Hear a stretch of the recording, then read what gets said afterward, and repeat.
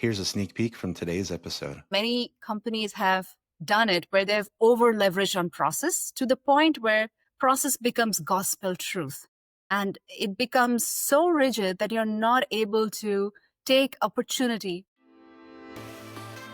Welcome to the Content Amplified podcast, brought to you by Masset. Our goal is to help you get more from your marketing content. Each episode is a 10 to 15 minute interview with industry experts that share amazing insights to help you squeeze as much juice from your content as you possibly can. Here's today's interview.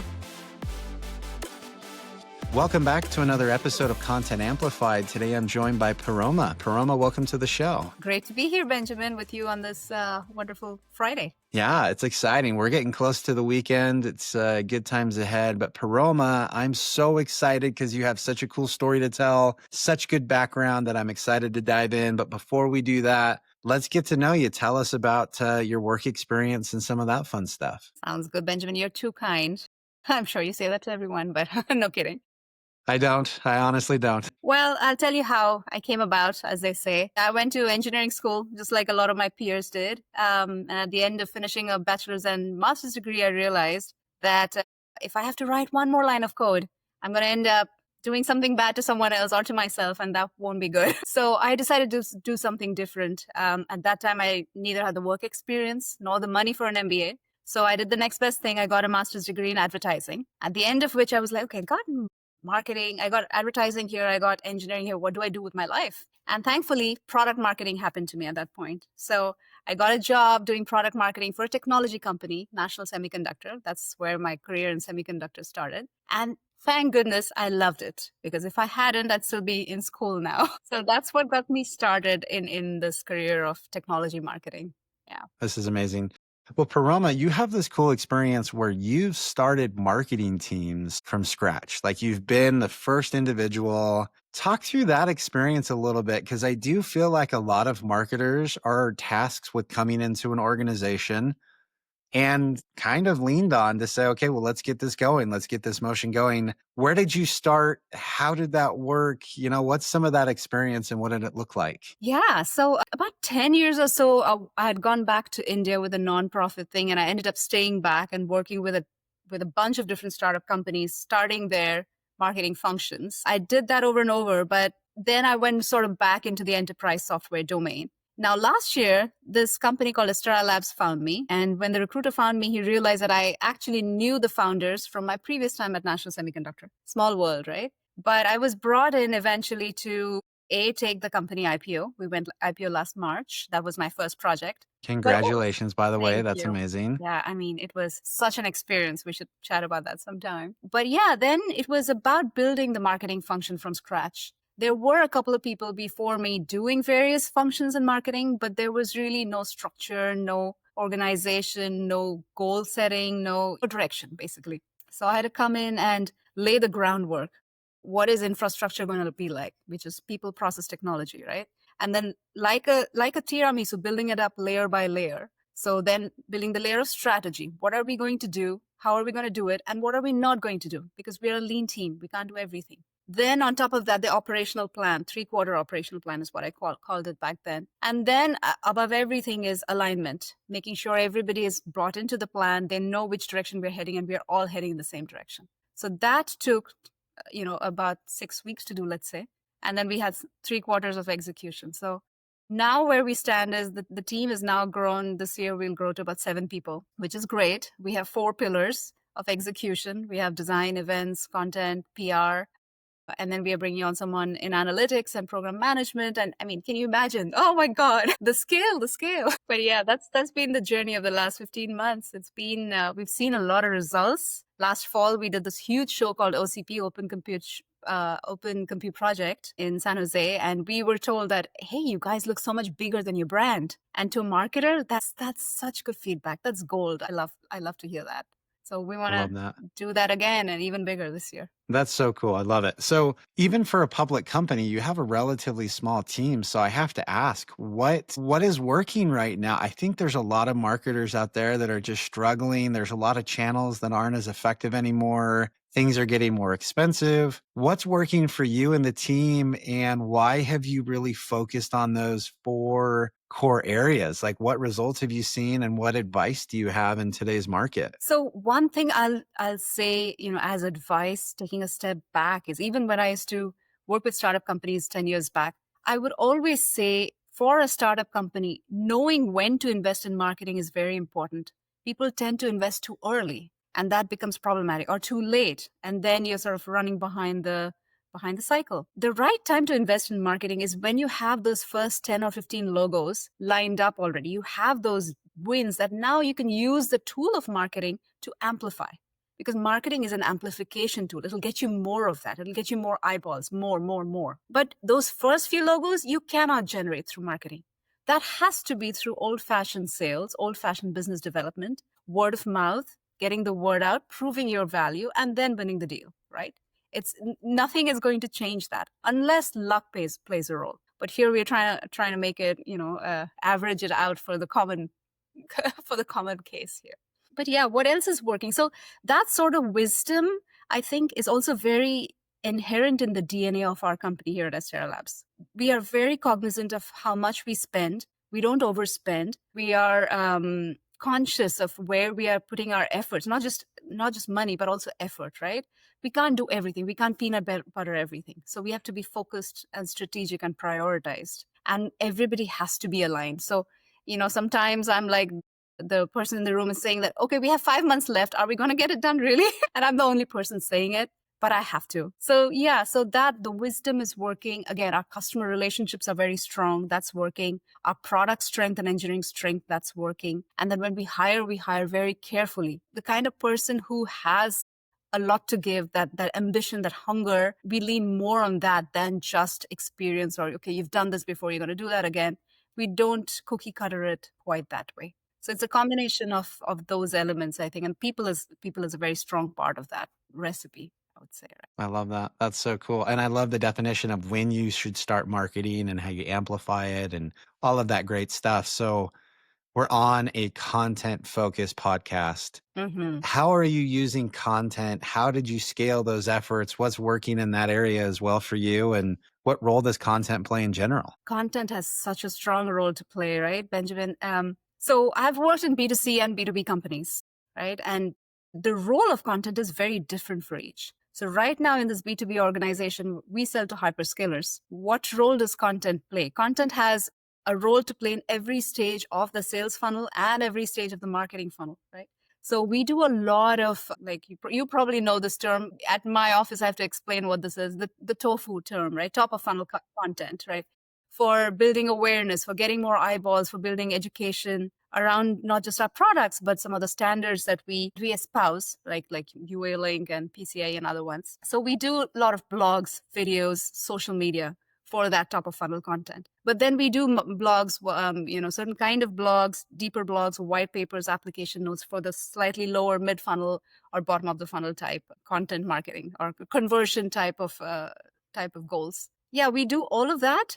We do a lot of videos, many more than what you'll see our peer semiconductor companies do, because we are younger and we want our content to reflect who we are as a brand too. So, being able to use newer media, social media, getting the word out there, doing quick little videos here and there, but also the more serious lab videos demoing products and somebody talking about a launch of a product.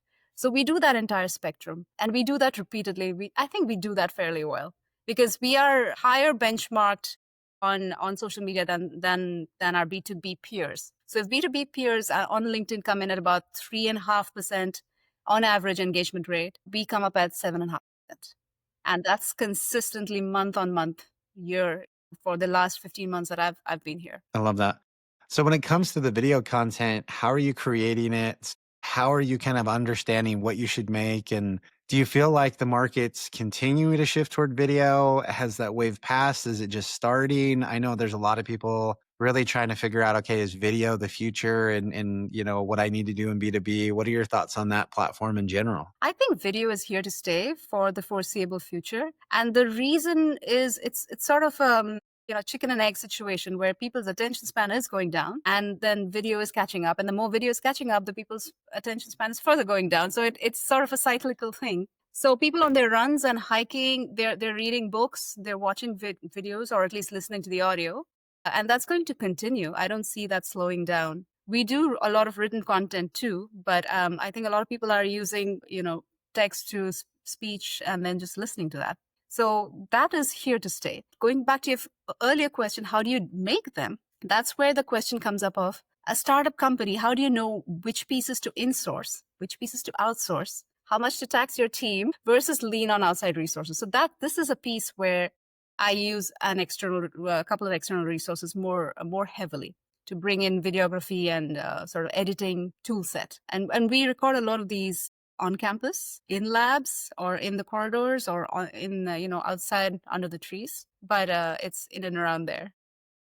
Okay, I love that. When you were looking for outsource like contractors and people to work with to kind of outsource some of those resources, what have you found to be really helpful? I know there's a lot of people thinking, well, I got to go buy a camera and hire an editor and I've got to do all this stuff in-house, but there are a lot of resources to outsource some of that. How have you been able to work with these individuals? How have you found them? Any tips or advice for making those relationships work when it comes to the outsourcing of video content? Of course, I think that's where the power of the network really comes into play. I mean, it's amazing how many questions I will put out there on LinkedIn and I get a flood of requests for every single one of them. So we are able to find videographers. At one point last year during the IPO, we were looking for a photographer in New York and we sent the word out. We found someone great and he was amazing. So we found people through the network very well. And then once they come to us, we end up sort of working together for longer periods of time, right? So it goes on, and then they understand that sometimes we need flexibility. Sometimes we have a product launch coming up. That's a big deal.